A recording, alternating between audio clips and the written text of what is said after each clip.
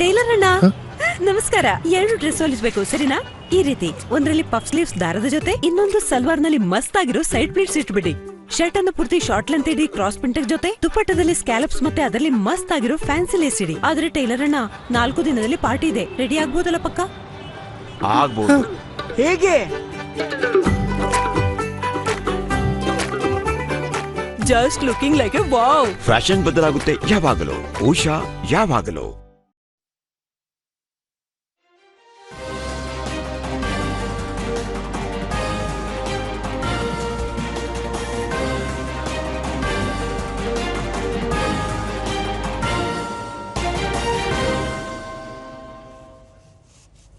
ನಮಸ್ಕಾರ. ಮುಖ್ಯಾಂಶಗಳು. ರಾಷ್ಟ್ರಪತಿ ದ್ರೌಪದಿ ಮುರ್ಮು ಪೋರ್ಚುಗಲ್, ಸ್ಲೋವಾಕಿಯಾ ಪ್ರವಾಸ. ಭಾರತದ ಜೊತೆಗಿನ ಸಂಬಂಧದ ಬಲವರ್ಧನೆಗೆ ಸಹಕಾರ. ಭಾರತ ವಿಯೆಟ್ನಾಂ ವಿವಿಧ ಕ್ಷೇತ್ರಗಳಲ್ಲಿ ಬಾಂಧವ್ಯ. ಉಭಯ ದೇಶಗಳ ಭವಿಷ್ಯದ ಚೌಕಟ್ಟು ರೂಪಿಸುವಲ್ಲಿ ಪ್ರಮುಖ ಪಾತ್ರ. ಸ್ಪೀಕರ್ ಓಂ ಬಿರ್ಲಾ. ಜಮ್ಮು ಕಾಶ್ಮೀರದಲ್ಲಿ ಭಯೋತ್ಪಾದನೆ ಸಂಬಂಧಿತ ಪರಿಸ್ಥಿತಿಯ ನಿಯಂತ್ರಣ. ರಾಜ್ಯದ ಸ್ಥಾನಮಾನ ಮರುಸ್ಥಾಪನೆ. ಸಚಿವ ಅಮಿತ್ ಶಾ ಭರವಸೆ. ಸಂಸತ್ತು, ವಿಧಾನಸೌಧ ಜನರ ಸಮಸ್ಯೆಗೆ ಪರಿಹಾರ ಸೂಚಿಸುವ ದೇಗುಲಗಳು. ಕಟ್ಟಕಡೆಯ ವ್ಯಕ್ತಿಗೂ ನ್ಯಾಯ ಕಲ್ಪಿಸುವ ಅಗತ್ಯ. ಮುಖ್ಯಮಂತ್ರಿ ಸಿದ್ದರಾಮಯ್ಯ. ವಾರ್ತೆಗಳ ವಿವರ. ರಾಷ್ಟ್ರಪತಿ ದ್ರೌಪದಿ ಮುರ್ಮು ಅವರು ಪೋರ್ಚುಗಲ್ ಮತ್ತು ಸ್ಲೋವಾಕಿಯಾ ದೇಶಗಳಿಗೆ ಪ್ರವಾಸ ಕೈಗೊಂಡಿದ್ದಾರೆ. 25 ವರ್ಷಗಳ ಬಳಿಕ ಭಾರತದ ರಾಷ್ಟ್ರಪತಿಯವರ ಮೊದಲ ಭೇಟಿ ಇದಾಗಿದೆ. ನಿನ್ನೆ ದೆಹಲಿಯಿಂದ ಪ್ರಯಾಣ ಬೆಳೆಸಿದ್ದ ಅವರು ತಮ್ಮ ಪ್ರವಾಸದ ಮೊದಲ ಚರಣದಲ್ಲಿ ಪೋರ್ಚುಗಲ್ ರಾಜಧಾನಿ ಲಿಸ್ಬನ್ಗೆ ಬಂದಿಳಿದಿದ್ದಾರೆ. ರಾಷ್ಟ್ರಪತಿ ದ್ರೌಪದಿ ಮುರ್ಮು ಅವರ ಉಭಯ ದೇಶಗಳ ಈ ಭೇಟಿಯಿಂದಾಗಿ ಯುರೋಪಿಯನ್ ಒಕ್ಕೂಟದ 2 ದೇಶಗಳ ನಡುವೆ ಮತ್ತಷ್ಟು ಬಾಂಧವ್ಯ ವೃದ್ಧಿಗೆ ಪೂರಕವಾಗಲಿದೆ. ಪೋರ್ಚುಗಲ್ ಪ್ರವಾಸದ ವೇಳೆ ಅಲ್ಲಿನ ಅಧ್ಯಕ್ಷ ಮಾರ್ಸೆಲೋ ರೆಬೆಲೋ ಡಿಸೌಜಾ ಅವರನ್ನು ಭೇಟಿ ಮಾಡಿ ನಿಯೋಗ ಮಟ್ಟದ ಮಾತುಕತೆ ನಡೆಸಲಿದ್ದಾರೆ. ಪೋರ್ಚುಗಲ್ ಪ್ರಧಾನಿ ಲೂಯಿಸ್ ಮಾಂಟೆನೆಗ್ರೋ ಮತ್ತು ರಾಷ್ಟ್ರೀಯ ಅಸೆಂಬ್ಲಿ ಅಧ್ಯಕ್ಷ ಜೋಸ್ ಫೆಡ್ರೋ ಅವರನ್ನು ಸಹ ಭೇಟಿ ಮಾಡಲಿದ್ದಾರೆ. ಪ್ರವಾಸದ 2ನೇ ಚರಣದಲ್ಲಿ ಸ್ಲೋವಾಕಿಯಾಗೆ ಭೇಟಿ ನೀಡಲಿರುವ ರಾಷ್ಟ್ರಪತಿಯವರು ಅಲ್ಲಿನ ಅಧ್ಯಕ್ಷ ಪೀಟರ್ ಪೆಲ್ಲಿಗ್ರಿನಿ ಮತ್ತು ಪ್ರಧಾನಿ ರಾಬರ್ಟ್ ಫಿಕೋ ಅವರೊಂದಿಗೆ ದ್ವಿಪಕ್ಷೀಯ ಸಭೆಗಳನ್ನು ನಡೆಸಲಿದ್ದಾರೆ. ರಾಮೇಶ್ವರಂನಲ್ಲಿ ನೂತನ ಪಂಬನ್ ರೈಲ್ವೆ ಸೇತುವೆಯನ್ನು ಪ್ರಧಾನಿ ನರೇಂದ್ರ ಮೋದಿ ನಿನ್ನೆ ಲೋಕಾರ್ಪಣೆಗೊಳಿಸಿದರು. ಇದೇ ವೇಳೆ ಸುಮಾರು 8,300 ಕೋಟಿ ರೂಪಾಯಿ ವೆಚ್ಚದ ವಿವಿಧ ರೈಲ್ವೆ ಹಾಗೂ ರಸ್ತೆ ಅಭಿವೃದ್ಧಿ ಯೋಜನೆಗಳ ಉದ್ಘಾಟನೆ ಮತ್ತು ಶಿಲಾನ್ಯಾಸ ನೆರವೇರಿಸಿದರು. ಈ ಸಂದರ್ಭದಲ್ಲಿ ಕೇಂದ್ರ ಸಚಿವರಾದ ಅಶ್ವಿನಿ ವೈಷ್ಣವ್, ಡಾ ಎಲ್ ಮುರುಗನ್, ತಮಿಳುನಾಡು ರಾಜ್ಯಪಾಲ ಆರ್ಎನ್ ರವಿ, ತಮಿಳುನಾಡು ಸರ್ಕಾರದ ಕೆಲ ಸಚಿವರು ಉಪಸ್ಥಿತರಿದ್ದರು. करते हुए जहाजों की भी सुचारू रूप से आवाजाही की सुविधा मिलती है।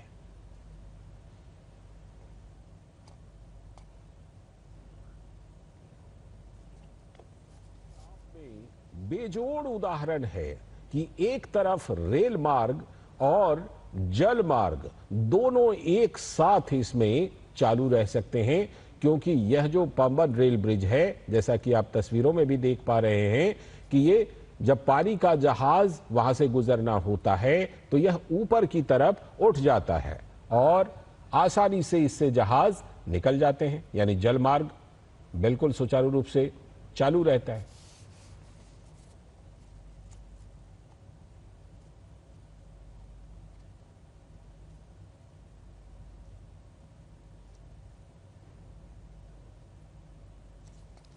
ಬಳಿಕ ಪ್ರಧಾನಿ ನರೇಂದ್ರ ಮೋದಿ ಶ್ರೀರಾಮನವಮಿಯ ಪವಿತ್ರ ದಿನದಂದು ದೇಶದ ಪುರಾತನ ಪಟ್ಟಣಗಳಲ್ಲಿ ಒಂದಾದ ರಾಮೇಶ್ವರಂನಲ್ಲಿ ಮಹತ್ವದ ಯೋಜನೆಯನ್ನು ಲೋಕಾರ್ಪಣೆ ಮಾಡುತ್ತಿರುವುದು ಹೆಮ್ಮೆಯ ವಿಷಯವಾಗಿದೆ.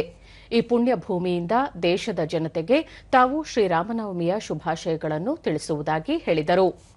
ವಿಜ್ಞಾನ ಮತ್ತು ಆಧ್ಯಾತ್ಮದ ಸಂಗಮ ಕ್ಷೇತ್ರವಾದ ರಾಮೇಶ್ವರಂನಲ್ಲಿ ಜಾಗತಿಕ ಮಟ್ಟದ ತಂತ್ರಜ್ಞಾನವನ್ನು ಅಳವಡಿಸಿಕೊಂಡಿರುವ ಪಂಬನ್ ಸೇತುವೆ ಹೊಸದಾಗಿ ನಿರ್ಮಾಣಗೊಂಡಿದೆ. ಈ ಮೂಲಕ ಹಲವು ದಶಕಗಳ ಕನಸು ಈಡೇರಿದೆ. ವ್ಯಾಪಾರ, ವಹಿವಾಟು ಮತ್ತು ಪ್ರಯಾಣಕ್ಕೆ ಸೇತುವೆ ಅನುಕೂಲಕರವಾಗಿದೆ. ಇದರಿಂದ ಹೆಚ್ಚಿನ ಉದ್ಯೋಗ ಸೃಷ್ಟಿ ಹಾಗೂ ವಿವಿಧ ವಲಯಗಳಲ್ಲಿ ಅಭಿವೃದ್ಧಿಗೂ ಅವಕಾಶವಿದೆ. ರಾಮೇಶ್ವರಂನಿಂದ ಚೆನ್ನೈ ಹಾಗೂ ದೇಶದ ವಿವಿಧ ಪ್ರದೇಶಗಳನ್ನು ಬೆಸೆಯುವ ಕೆಲಸ ಯಶಸ್ವಿಯಾಗಿದೆ ಎಂದರು. ದೇಶದಲ್ಲಿ ಹಲವು ಮಹತ್ವದ ಯೋಜನೆಗಳ ಕಾಮಗಾರಿ ಪ್ರಗತಿಯಲ್ಲಿದ್ದು ಜಾಗತಿಕ ಗುಣಮಟ್ಟದ ಮೂಲಸೌಕರ್ಯ ಒದಗಿಸುವ ಆಶೋತ್ತರಕ್ಕೆ ಕೇಂದ್ರ ಸರ್ಕಾರ ಬದ್ಧವಾಗಿದೆ. ಕಳೆದ 10 ವರ್ಷಗಳಲ್ಲಿ ಆರ್ಥಿಕತೆ ದ್ವಿಗುಣಗೊಂಡಿದ್ದು, ಇದರಲ್ಲಿ ಮೂಲಸೌಕರ್ಯ ಅಭಿವೃದ್ಧಿಯ ಕೊಡುಗೆ ಮಹತ್ವದ್ದಾಗಿದೆ. ದೇಶದ ಮೊದಲ ಬುಲೆಟ್ ರೈಲು ಯೋಜನೆ ಜಾರಿಗೆ ತ್ವರಿತಗತಿಯಲ್ಲಿ ಸಿದ್ದತೆಗಳು ನಡೆಯುತ್ತಿವೆ. ಎಲ್ಲ ರಾಜ್ಯಗಳನ್ನು ಪರಸ್ಪರ ಬೆಸೆಯುವುದರಿಂದ ಪ್ರಗತಿಯ ವೇಗ ಹೆಚ್ಚುತ್ತದೆ. ಸವಲತ್ತುಗಳು ಎಲ್ಲ ಭಾಗಗಳಿಗೂ ವಿಸ್ತರಣೆಯಾಗುತ್ತದೆ ಎಂದ ಅವರು, ವಿಕಸಿತ ಭಾರತಕ್ಕೆ ತಮಿಳುನಾಡಿನ ಕೊಡುಗೆ ಅಪಾರ ಎಂದರು. तमिलनाडु का रेल बजट 6,000 करोड़ रुपए से ज्यादा है. भारत सरकार यहां के 77 रेलवे स्टेशन को मॉडर्न भी बना रही है. इसमें रामेश्वरम का स्टेशन भी शामिल है. साथियों, लास्ट 10 इयर्स में प्रधानमंत्री ग्राम सड़क योजना के तहत गांवों के रोड और हाईवे के क्षेत्र में भी बहुत ಯುಪಿಎ ಸರ್ಕಾರದ ಅವಧಿಯಲ್ಲಿ ನೀಡುತ್ತಿದ್ದ ಅನುದಾನಕ್ಕಿಂತ 3 ಪಟ್ಟು ಹೆಚ್ಚು ಅನುದಾನವನ್ನು ತಮಿಳುನಾಡಿಗೆ ನೀಡಲಾಗಿದೆ. ರೈಲ್ವೆ ಯೋಜನೆಗಳಿಗೆ 7 ಪಟ್ಟು ಅನುದಾನ ಹೆಚ್ಚಿಸಲಾಗಿದೆ. ಪ್ರಸಕ್ತ ವರ್ಷ 6,000 ಕೋಟಿ ರೂಪಾಯಿ ವೆಚ್ಚದ ರೈಲ್ವೆ ಯೋಜನೆಗಳನ್ನು ತಮಿಳುನಾಡಿಗೆ ನೀಡಲಾಗಿದೆ. ಪ್ರಧಾನಮಂತ್ರಿ ಗ್ರಾಮ ಸಡಕ್ ಯೋಜನೆಯಡಿ 4,000 ಕಿಲೋಮೀಟರ್ ರಸ್ತೆ ಅಭಿವೃದ್ಧಿಪಡಿಸಲಾಗಿದ್ದು, ತಮಿಳುನಾಡಿಗೆ 1 ಕೋಟಿಗೂ ಅಧಿಕ ಮನೆಗಳಿಗೆ ಜಲ್ ಜೀವನ್ ಮಿಷನ್ ಅಡಿ ನೀರಿನ ಸಂಪರ್ಕ ಒದಗಿಸಲಾಗಿದ್ದು, ವಸತಿ ಯೋಜನೆಯಡಿ ಹೆಚ್ಚಿನ ಅನುದಾನ ನೀಡಲಾಗಿದೆ. ಆಯುಷ್ಮಾನ್ ಭಾರತ್ ಯೋಜನೆ, ಜನೌಷಧಿ ಕೇಂದ್ರಗಳು ವರದಾನವಾಗಿವೆ ಎಂದು ತಿಳಿಸಿದರು. ತಮಿಳು ಭಾಷೆಯಲ್ಲಿ ವೈದ್ಯಕೀಯ ಶಿಕ್ಷಣವನ್ನು ನೀಡುವ ಮಹತ್ವಾಕಾಂಕ್ಷಿ ಪ್ರಯತ್ನವನ್ನು ಇಲ್ಲಿನ ರಾಜ್ಯ ಸರ್ಕಾರ ಕೈಗೆತ್ತಿಕೊಳ್ಳಬೇಕು ಎಂದ ಅವರು, ತಮಿಳು ಭಾಷೆಯ ಅನನ್ಯತೆ ಮತ್ತು ಪರಂಪರೆಯನ್ನು ಜಾಗತಿಕ ಮಟ್ಟಕ್ಕೆ ಕೊಂಡೊಯ್ಯುವ ಸಂಕಲ್ಪ ತಮ್ಮದಾಗಿದೆ. 21ನೇ ಶತಮಾನದಲ್ಲಿ ಇಲ್ಲಿನ ಭವ್ಯ ಪರಂಪರೆಯನ್ನು ಬಹು ಎತ್ತರಕ್ಕೆ ಕೊಂಡೊಯ್ಯುವ ಅಗತ್ಯವಿದೆ. ತಮಿಳುನಾಡಿನ ಮೀನುಗಾರರ ಹಿತರಕ್ಷಣೆಗೆ ಆದ್ಯತೆ ನೀಡಲಾಗಿದೆ. ಮತ್ಸ್ಯ ಸಂಪದ ಯೋಜನೆಯಡಿ ಸಾಕಷ್ಟು ಅನುದಾನ ಒದಗಿಸಲಾಗಿದೆ. ಶ್ರೀಲಂಕಾದಲ್ಲಿ ಬಂಧಿತರಾಗಿದ್ದ 3,700ಕ್ಕೂ ಅಧಿಕ ಮೀನುಗಾರರನ್ನು ತಮ್ಮ ಅವಧಿಯಲ್ಲಿ ಸ್ವದೇಶಕ್ಕೆ ಕರೆತರಲಾಗಿದೆ ಎಂದು ತಿಳಿಸಿದರು. ಸಮೃದ್ಧ, ಸಶಕ್ತ, ಸಂಪನ್ನ ಭಾರತಕ್ಕಾಗಿ ಎಲ್ಲರೂ ಕೈಜೋಡಿಸುವಂತೆ ಮನವಿ ಮಾಡಿದರು. नौजवानों को रोजगार के नए अवसर मिलते हैं. ಅಶ್ವಿನಿ ವೈಷ್ಣವ್, ಪಂಬನ್ ಸೇತುವೆ ವಿಕಸಿತ ಭಾರತದ ಹೆಗ್ಗುರುತಾಗಿದೆ. ತಮಿಳುನಾಡಿನ ಪುರಾತನ ಪರಂಪರೆಯೊಂದಿಗೆ ಆಧುನಿಕ ತಂತ್ರಜ್ಞಾನದ ಬೆಸುಗೆ ಪ್ರಗತಿಯ ಹೊಸ ಮುನ್ನೋಟಕ್ಕೆ ಸಾಕ್ಷಿಯಾಗಿದೆ ಎಂದರು. Also a pearl of Tamil culture, Muttu of Tamil culture, pearl of Tamil culture. It's a milestone in our dream for becoming a developed nation, Vikasit Bharat. Our Prime Minister Narendra Modi ji avargale understands the aspirations of Tamil Nadu. Doctor L Murugan, ತಮಿಳುನಾಡಿನ ಸಮಗ್ರ ವಿಕಾಸಕ್ಕೆ ಕೇಂದ್ರ ಸರ್ಕಾರದಿಂದ ಪೂರಕ ಸಹಕಾರ ದೊರೆಯುತ್ತಿದೆ ಎಂದು ತಿಳಿಸಿದರು. கிட்டத்தட்ட 11 லட்சம் கோடி ரூபாய் திட்டங்களை தமிழகத்திற்கு கொடுத்து நமக்கு தமிழகத்தினுடைய வளர்ச்சிக்கு தமிழகத்திற்கு பெருமை சேர்த்துக் கொண்டிருப்பது நம்முடைய பிரதமர் திரு நரேந்திர மோடிஜி அவர்கள். ಭಾರತ ಮತ್ತು ವಿಯೆಟ್ನಾಂ ದೇಶಗಳು ವಿವಿಧ ಕ್ಷೇತ್ರಗಳಲ್ಲಿ ಉತ್ತಮ ಬಾಂಧವ್ಯ ಹೊಂದಿದ್ದು, ಇದು ಉಭಯ ದೇಶಗಳ ಭವಿಷ್ಯದ ಚೌಕಟ್ಟು ರೂಪಿಸುವಲ್ಲಿ ಪ್ರಮುಖ ಪಾತ್ರ ವಹಿಸುತ್ತದೆ ಎಂದು ಸ್ಪೀಕರ್ ಓಂ ಬಿರ್ಲಾ ಹೇಳಿದ್ದಾರೆ.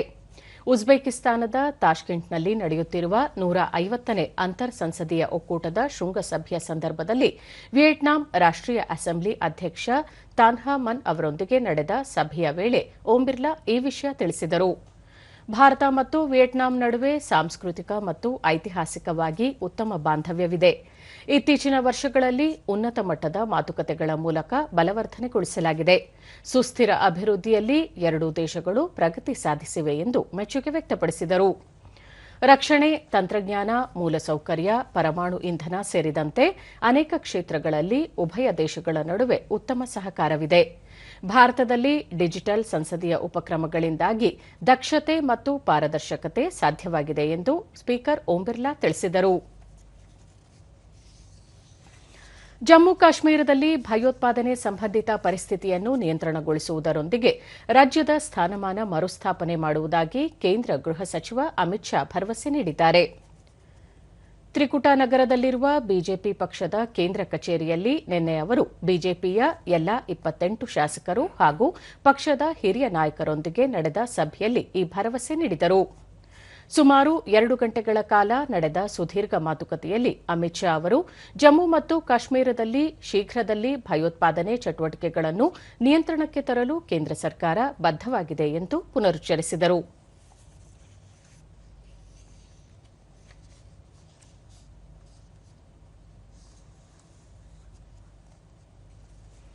ಭಾರತೀಯ ರೈತರ ರಸಗೊಬ್ಬರ ಸಹಕಾರ ನಿಯಮಿತ ಇಫ್ಕೋದ ಸಂಶೋಧನೆ ಮತ್ತು ಅಭಿವೃದ್ಧಿಯಿಂದಾಗಿ ನ್ಯಾನೋ ಯೂರಿಯಾ ಮತ್ತು ನ್ಯಾನೋ ಡಿಎಪಿ ವಿಶ್ವದಲ್ಲಿ ಭಾರತದ ಖ್ಯಾತಿಯನ್ನು ಹೆಚ್ಚಿಸಿವೆ ಎಂದು ಕೇಂದ್ರ ಗೃಹ ಮತ್ತು ಸಹಕಾರ ಸಚಿವ ಅಮಿತ್ ಶಾ ಹೇಳಿದ್ದಾರೆ. ಗುಜರಾತ್ನ ಗಾಂಧಿನಗರದ ಇಫ್ಕೋ ಸುವರ್ಣ ಮಹೋತ್ಸವ ಸಮಾರಂಭ ಉದ್ದೇಶಿಸಿ ನಿನ್ನೆ ಅವರು ಆಧುನಿಕ ಪ್ರಯೋಗಾಲಯ ಪರೀಕ್ಷೆಗಳನ್ನು ಕೃಷಿ ಕ್ಷೇತ್ರಕ್ಕೆ ಅನುಷ್ಠಾನಗೊಳಿಸುವಲ್ಲಿ ಇಫ್ಕೋ ಉತ್ತಮ ಕಾರ್ಯನಿರ್ವಹಿಸಿದೆ ಎಂದರು. ಇದೇ ವೇಳೆ ಸಚಿವ ಅಮಿತ್ ಶಾ ಇಫ್ಕೋ ಬಿತ್ತನೆ ಬೀಜ ಸಂಶೋಧನಾ ಘಟಕವನ್ನು ಉದ್ಘಾಟಿಸಿದರು.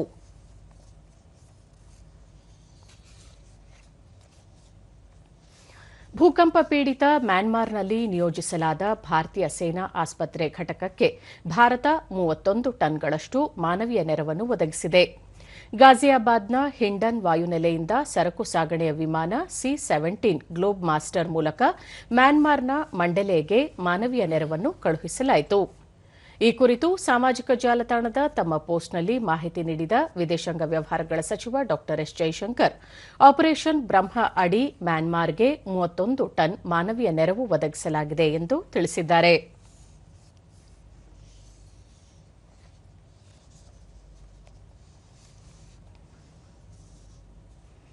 ವಕ್ಫ್ ತಿದ್ದುಪಡಿ ಮಸೂದೆ ಜಾರಿಯಿಂದ ದೇಶದಲ್ಲಿ ಯಾವುದೇ ದರ್ಗಾ, ಮಸೀದಿಗೆ ಧಕ್ಕೆಯಾಗುವುದಿಲ್ಲ. ಇದು ಕೇಂದ್ರ ಸರ್ಕಾರ ಮತ್ತು ಬಿಜೆಪಿಯ ಸ್ಪಷ್ಟ ಭರವಸೆ ಎಂದು ಕೇಂದ್ರ ಗ್ರಾಹಕ ವ್ಯವಹಾರ, ಆಹಾರ ಮತ್ತು ನಾಗರಿಕ ಸರಬರಾಜು ಸಚಿವ ಪ್ರಹ್ಲಾದ್ ಜೋಶಿ ಹುಬ್ಬಳ್ಳಿಯಲ್ಲಿ ನಿನ್ನೆ ಹೇಳಿದ್ದಾರೆ. ವಕ್ಫ್ ತಿದ್ದುಪಡಿ ಮಸೂದೆಯಿಂದ ಆಡಳಿತಾತ್ಮಕವಾಗಿ ಪಾರದರ್ಶಕತೆ ತರಲು ಸಹಕಾರಿಯಾಗಲಿದೆ. ಈ ಬಗ್ಗೆ ಆತಂಕ ಅನಗತ್ಯ. ದೇಶಾದ್ಯಂತ ಗೊಂದಲ ಸೃಷ್ಟಿಯಾಗುತ್ತಿದ್ದು ಅದರ ಬಗ್ಗೆ ಹೆಚ್ಚಿನ ಒತ್ತು ನೀಡುವ ಅಗತ್ಯವಿಲ್ಲ. ವಕ್ಫ್ ಆಸ್ತಿ ದುರ್ಬಳಕೆ ತಡೆಗಟ್ಟಲು ಈ ತಿದ್ದುಪಡಿ ಸಹಕಾರಿಯಾಗಲಿದೆ ಎಂದು ತಿಳಿಸಿದ್ದಾರೆ. ವಕ್ಫ್ ಆಸ್ತಿಯನ್ನು ₹1, ₹5 ಹಾಗೂ ₹10ಗೆ ವಿವಿಧ ದರದಲ್ಲಿ ಗುತ್ತಿಗೆ ನೀಡಲಾಗಿದೆ. ಇದರಿಂದ ವಕ್ಫ್ಗೆ ಸಹಸ್ರಾರು ಕೋಟಿ ನಷ್ಟವಾಗಿದೆ. ಇದನ್ನು ತಡೆಯಲು ತಿದ್ದುಪಡಿ ಸಹಕಾರಿಯಾಗಲಿದೆ. ವಕ್ಫ್ ತಿದ್ದುಪಡಿ ಮಸೂದೆಯ ವೇಳೆ ಚರ್ಚೆಯಲ್ಲಿ ಉಭಯ ಸದನಗಳಲ್ಲಿ ಲೋಕಸಭೆಯ ವಿರೋಧ ಪಕ್ಷದ ನಾಯಕ ರಾಹುಲ್ ಗಾಂಧಿ ಸೇರಿದಂತೆ ಪ್ರಮುಖ ನಾಯಕರು ಚರ್ಚೆಯಲ್ಲಿ ಪಾಲ್ಗೊಳ್ಳಲಿಲ್ಲ ಎಂದು ಹೇಳಿದರು. ಮತ ಬ್ಯಾಂಕ್ ರಾಜಕಾರಣದಲ್ಲಿ ನಿರತರಾಗಿರುವ ಕಾಂಗ್ರೆಸ್ ಪಕ್ಷ ಅಲ್ಪಸಂಖ್ಯಾತರಲ್ಲಿ ಒಂದು ಧರ್ಮವನ್ನು ಓಲೈಸಿ ಮತ್ತೊಂದು ಧರ್ಮವನ್ನು ಕಡೆಗಣಿಸಿದೆ. ಇದೀಗ ಧರ್ಮವನ್ನು ಎತ್ತಿಕಟ್ಟುವ ಕೆಲಸ ಮಾಡಲಾಗುತ್ತಿದೆ. ಇದು ಸರಿಯಲ್ಲ ಎಂದು ತಿಳಿಸಿದರು. ವಿಧಾನಸೌಧಕ್ಕೆ ಅಳವಡಿಸಲಾಗಿರುವ ವರ್ಣರಂಜಿತ ದೀಪಾಲಂಕಾರಕ್ಕೆ ಮುಖ್ಯಮಂತ್ರಿ ಸಿದ್ದರಾಮಯ್ಯ ಬೆಂಗಳೂರಿನಲ್ಲಿ ನಿನ್ನೆ ಚಾಲನೆ ನೀಡಿದರು. ಈ ವೇಳೆ ವಿಧಾನಸಭಾಧ್ಯಕ್ಷ ಯುಟಿ ಖಾದರ್, ಉಪಮುಖ್ಯಮಂತ್ರಿ ಡಿಕೆ ಶಿವಕುಮಾರ್, ಸಚಿವರಾದ ಎಚ್ಕೆ ಪಾಟೀಲ್, ಕೆಜೆ ಜಾರ್ಜ್, ಮುಖ್ಯಮಂತ್ರಿಗಳ ರಾಜಕೀಯ ಕಾರ್ಯದರ್ಶಿಗಳಾದ ಗೋವಿಂದರಾಜು, ನಸೀರ್ ಅಹಮದ್, ರಾಜ್ಯ ಸರ್ಕಾರದ ಮುಖ್ಯ ಕಾರ್ಯದರ್ಶಿ ಶಾಲಿನಿ ರಜನೀಶ್ ಮತ್ತಿತರರು ಉಪಸ್ಥಿತರಿದ್ದರು.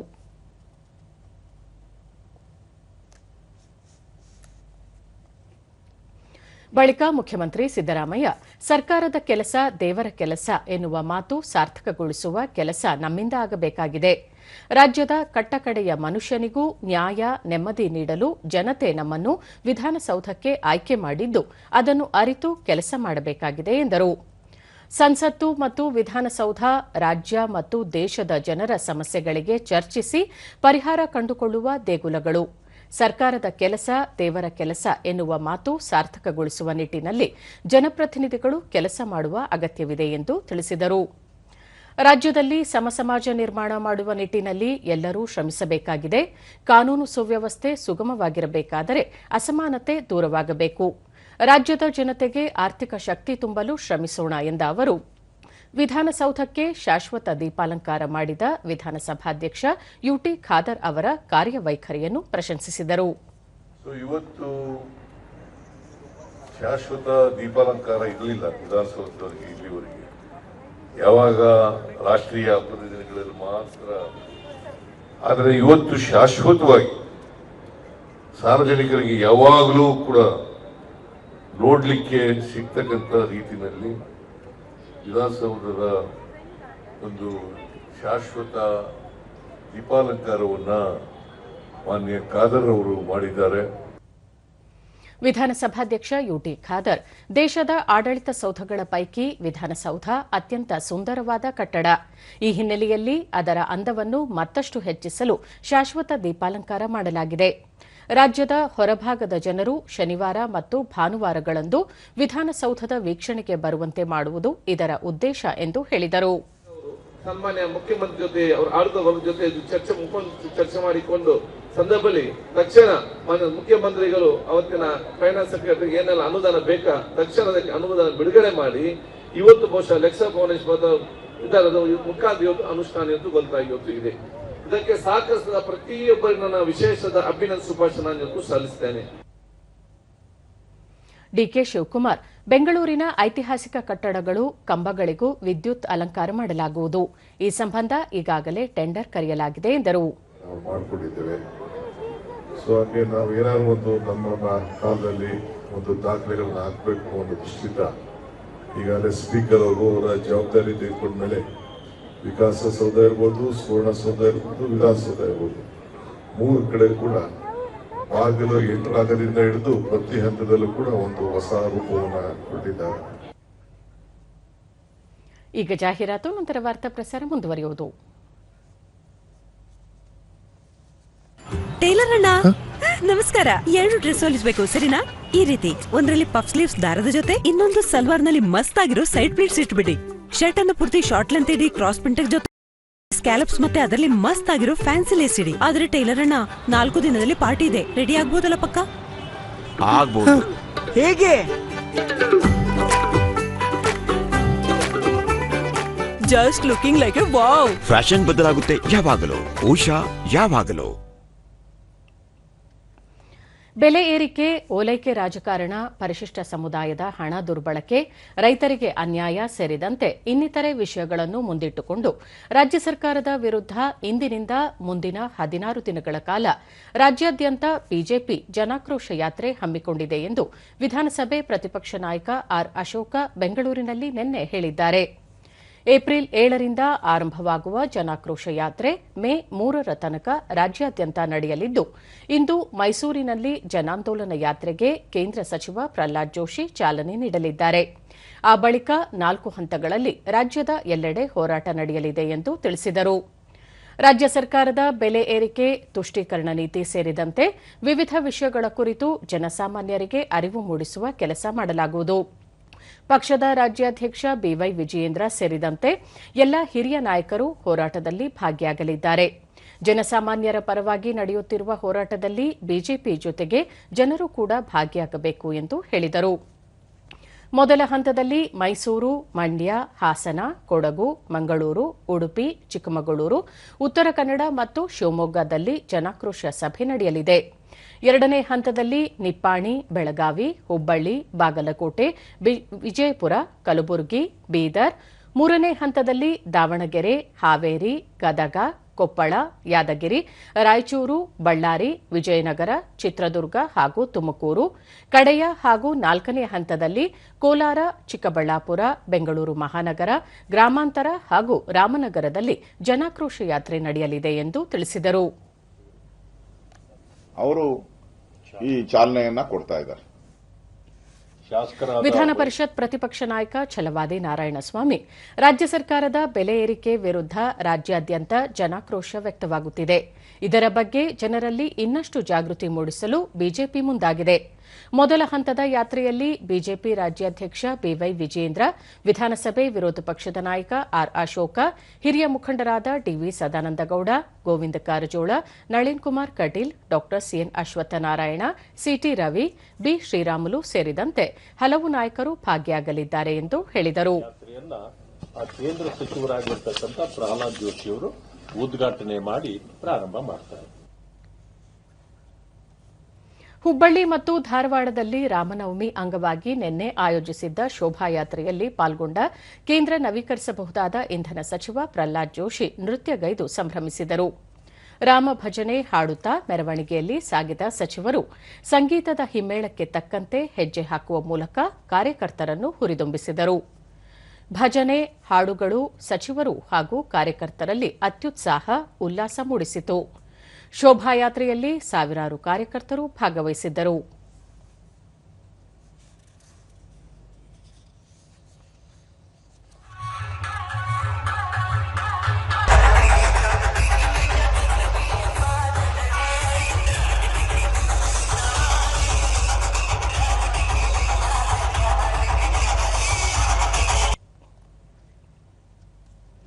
ಚಿತ್ರದುರ್ಗ ಜಿಲ್ಲೆ ಮೊಳಕಾಲ್ಮೂರಿನಲ್ಲಿ ನೂತನ ಅಂಚೆ ಕಚೇರಿ ಕಟ್ಟಡ ನಿರ್ಮಾಣಕ್ಕೆ ಸಂಸದ ಗೋವಿಂದ ಕಾರಜೋಳ ನಿನ್ನೆ ಶಂಕುಸ್ಥಾಪನೆ ನೆರವೇರಿಸಿದರು. ಈ ವೇಳೆ ಪಟ್ಟಣ ಪಂಚಾಯಿತಿ ಅಧ್ಯಕ್ಷರಾದ ಲೀಲಾವತಿ, ಉಪಾಧ್ಯಕ್ಷ ಕೆ. ತಿಪ್ಪೇಸ್ವಾಮಿ ಮತ್ತಿತರರು ಉಪಸ್ಥಿತರಿದ್ದರು.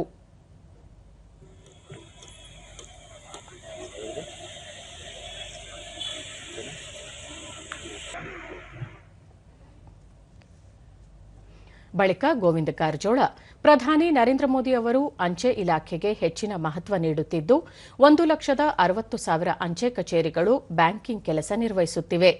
600 ಅಂಚೆ ಕಚೇರಿಗಳು ಪಾಸ್ಪೋರ್ಟ್ ವಿತರಿಸುತ್ತಿದ್ದು 13,000 ಅಂಚೆ ಕಚೇರಿಗಳಲ್ಲಿ ಆಧಾರ್ ಕಾರ್ಡ್ ವಿತರಣೆ ಮತ್ತಿತರ ಸೇವಾ ಕೆಲಸ ನಿರ್ವಹಿಸಲಾಗುತ್ತಿದೆ ಎಂದು ಹೇಳಿದರು. ಪರಿವರ್ತನೆ ಮಾಡಿ ಪಾಸ್ಪೋರ್ಟ್ ಕೊಡುವಂತ ವ್ಯವಸ್ಥೆ ಕೂಡ ಇವತ್ತು ಅಂಚೆ ಇಲಾಖೆ ಅಂಚೆ ಕಚೇರಿ ಮುಖಾಂತರ ಮಾಡತಕ್ಕಂತ ಒಂದು ಹೊಸ ವ್ಯವಸ್ಥೆ ವಿನೂತನ ಪ್ರಯೋಗವನ್ನ ಶ್ರೀ ನರೇಂದ್ರ ಮೋದಿಜಿಯವರು ಮಾಡಿದ್ದಾರೆ.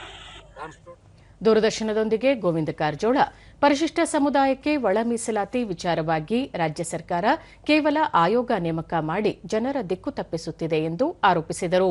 ದೇಶದಲ್ಲಿ ಆಯಾ ರಾಜ್ಯಗಳವರು ಎಲ್ಲಿ ಬೇಡಿಕೆ ಇದೆ ಅವರು ಕೊಡಬಹುದು ಅಂತ ಆದೇಶ ಮಾಡಿದ್ದಾರೆ. ಒಳ ಮೀಸಲಾತಿ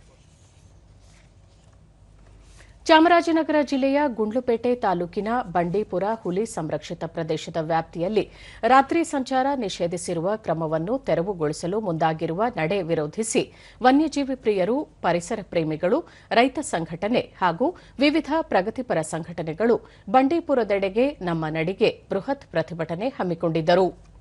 ಗುಂಡ್ಲುಪೇಟೆ ತಾಲೂಕಿನ ಕಗ್ಗಳದ ಹುಂಡಿ ಪ್ರಾಥಮಿಕ ಆರೋಗ್ಯ ಕೇಂದ್ರದಿಂದ ಮದ್ದೂರು ಚೆಕ್ಪೋಸ್ಟ್ವರೆಗೂ ನೂರಾರು ಸಂಖ್ಯೆಯಲ್ಲಿ ಪ್ರತಿಭಟನಾಕಾರರು ಪಾಲ್ಗೊಂಡು ಬಂಡೀಪುರ ರಾಷ್ಟ್ರೀಯ ಹುಲಿ ಸಂರಕ್ಷಿತ ಪ್ರದೇಶದಲ್ಲಿ ರಾತ್ರಿ ಸಂಚಾರ ನಿಷೇಧ ತೆರವುಗೊಳಿಸಬಾರದು ಎಂದು ರಾಜ್ಯ ಸರ್ಕಾರವನ್ನು ಒತ್ತಾಯಿಸಿದರು.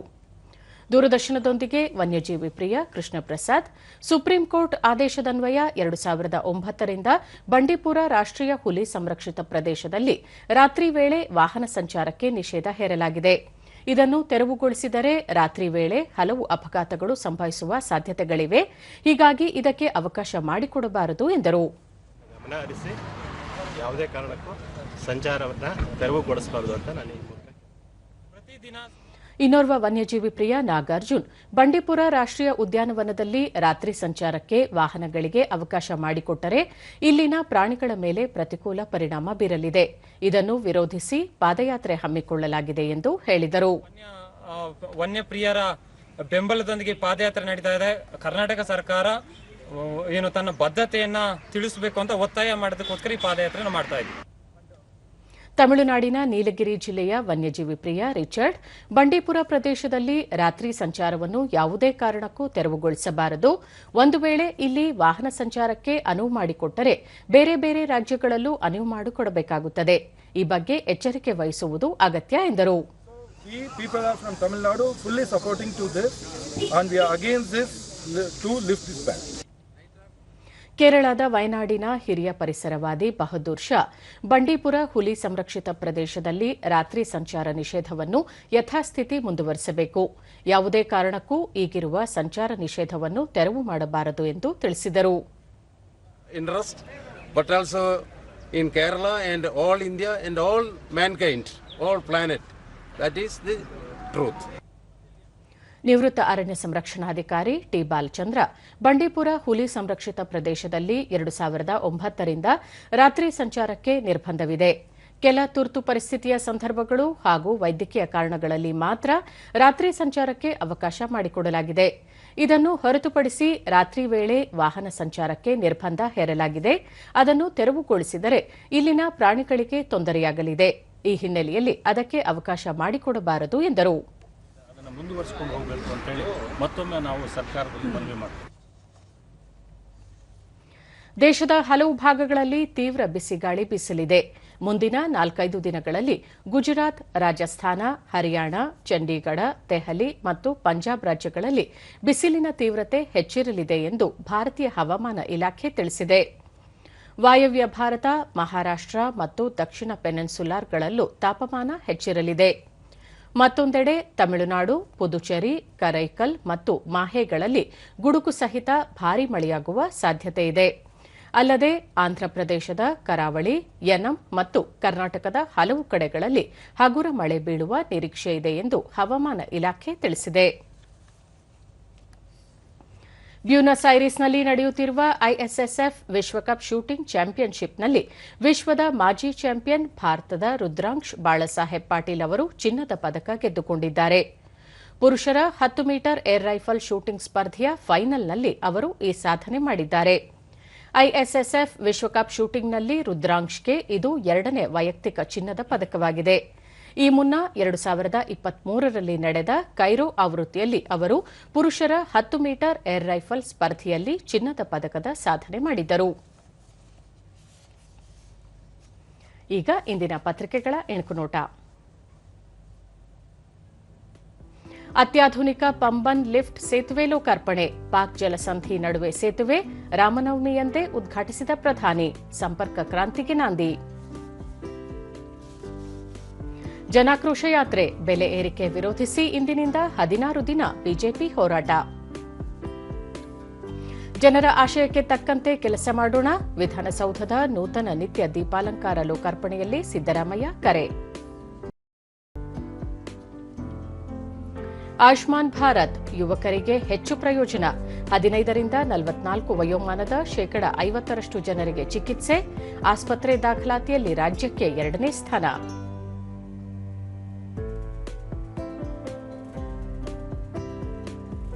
ಆರ್ಬಿಐ ವಿಲೀನ ಶೀಘ್ರ. ಕೇಂದ್ರ ರಾಜ್ಯಕ್ಕೊಂದೇ ಪ್ರಾದೇಶಿಕ ಗ್ರಾಮೀಣ ಬ್ಯಾಂಕ್. ಸಿಆರ್ ಅನುಪಾತ ಹೆಚ್ಚಳ. ಇವು ಇಂದಿನ ಪತ್ರಿಕೆಗಳ ಪ್ರಮುಖ ಸುದ್ದಿ. ಉಳಿದಂತೆ ಲಾಲ್ಬಾಗ್ನಲ್ಲಿ ಪ್ರವಾಸಿಗರ ಆಕರ್ಷಣೆಗೆ ದಾಲ್ ಸರೋವರದ ಮಾದರಿ ಯೋಜನೆ. 3 ಲಕ್ಷ ರೂಪಾಯಿ ವೆಚ್ಚದಲ್ಲಿ ನಿರ್ಮಾಣ. ತೋಟಗಾರಿಕೆ ಇಲಾಖೆಯಿಂದ ಸಿದ್ಧತೆ. ಅನಧಿಕೃತ ಕಟ್ಟಡಗಳಿಗೆ ವಿದ್ಯುತ್ ಇಲ್ಲ. ಅಕ್ರಮ ಕಟ್ಟಡ ನಿರ್ಮಾಣಕ್ಕೆ ಮಹಾನಗರ ಪಾಲಿಕೆ ಕಡಿವಾಣ. ವೈರಮುಡಿ ಮಹೋತ್ಸವಕ್ಕೆ ಮೇಲುಕೋಟೆ ಸಜ್ಜು. ಇಂದು ರಾತ್ರಿ 8:30ಕ್ಕೆ ಆರಂಭ. ಹೊರ ರಾಜ್ಯಗಳಿಂದಲೂ ಆಗಮಿಸುತ್ತಿರುವ ಭಕ್ತರು. ಇಂದು ಉಡುಪಿ, ದಕ್ಷಿಣ ಕನ್ನಡ ಸೇರಿ 11 ಜಿಲ್ಲೆಗಳಲ್ಲಿ ಮಳೆ ಸಾಧ್ಯತೆ. ಉತ್ತರ ಕರ್ನಾಟಕದ ವಿವಿಧೆಡೆ ಗುಡುಗು ಸಹಿತ ಮಳೆ. ಐಎಸ್ಎಲ್ ಫುಟ್ಬಾಲ್ 4ನೇ ಫೈನಲ್ಗೆ ಬೆಂಗಳೂರು ಎಫ್ಸಿ. ಸೆಮಿಫೈನಲ್ನಲ್ಲಿ ಗೋವಾ ವಿರುದ್ಧ 3-2 ಗೆಲುವು.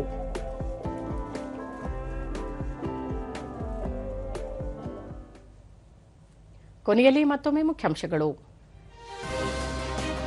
ರಾಷ್ಟ್ರಪತಿ ದ್ರೌಪದಿ ಮುರ್ಮು ಪೋರ್ಚುಗಲ್, ಸ್ಲೋವಾಕಿಯಾ ಪ್ರವಾಸ. ಭಾರತದ ಜೊತೆಗಿನ ಸಂಬಂಧದ ಬಲವರ್ಧನೆಗೆ ಸಹಕಾರ. ಭಾರತ ವಿಯೆಟ್ನಾಂ ವಿವಿಧ ಕ್ಷೇತ್ರಗಳಲ್ಲಿ ಬಾಂಧವ್ಯ. ಉಭಯ ದೇಶಗಳ ಭವಿಷ್ಯದ ಚೌಕಟ್ಟು ರೂಪಿಸುವಲ್ಲಿ ಪ್ರಮುಖ ಪಾತ್ರ. ಸ್ಪೀಕರ್ ಓಂ ಬಿರ್ಲಾ. ಜಮ್ಮು ಕಾಶ್ಮೀರದಲ್ಲಿ ಭಯೋತ್ಪಾದನೆ ಸಂಬಂಧಿತ ಪರಿಸ್ಥಿತಿಯ ನಿಯಂತ್ರಣ. ರಾಜ್ಯದ ಸ್ಥಾನಮಾನ ಮರುಸ್ಥಾಪನೆ. ಸಚಿವ ಅಮಿತ್ ಶಾ ಭರವಸೆ. ಸಂಸತ್ತು, ವಿಧಾನಸೌಧ ಜನರ ಸಮಸ್ಯೆಗೆ ಪರಿಹಾರ ಸೂಚಿಸುವ ದೇಗುಲಗಳು. ಕಟ್ಟಕಡೆಯ ವ್ಯಕ್ತಿಗೂ ನ್ಯಾಯ ಕಲ್ಪಿಸುವ ಅಗತ್ಯ. ಮುಖ್ಯಮಂತ್ರಿ ಸಿದ್ದರಾಮಯ್ಯ. ನಮ್ಮ ವಾರ್ತಾ ಪ್ರಸಾರವನ್ನು ನೀವು ಡಿಡಿ ಚಂದನ ನ್ಯೂಸ್ ಯೂಟ್ಯೂಬ್, ಎಕ್ಸ್ ಖಾತೆ, ಫೇಸ್ಬುಕ್ ಹಾಗೂ ಇನ್ಸ್ಟಾಗ್ರಾಂನಲ್ಲೂ ವೀಕ್ಷಿಸಬಹುದು. ನಮ್ಮ ಮುಂದಿನ ವಾರ್ತಾ ಪ್ರಸಾರ ಬೆಳಗ್ಗೆ 11 ಗಂಟೆಗೆ. ನಮಸ್ಕಾರ.